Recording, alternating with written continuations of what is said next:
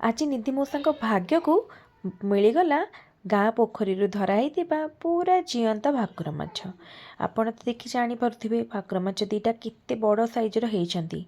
सांगे सांगे मौसी नहीं ताकू काटिकुटी हल्दी लुण गोलैदेला। तापर ताकू सोरिष दे धीमी आंचरे रसुण लंका टमाटो दे बढ़िया तरकारी बनईदेला।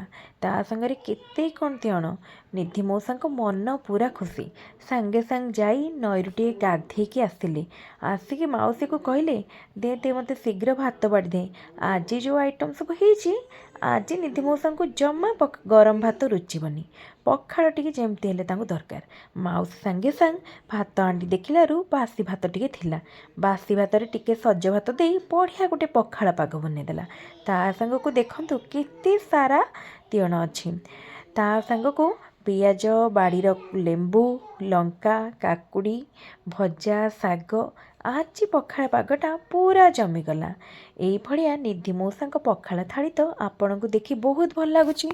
ताले वीडियो को देखा सहित टे चैनल को सब्सक्राइब मध्य करनियंतु। निधि मौसा बड़ी समस्त खुशी लगे।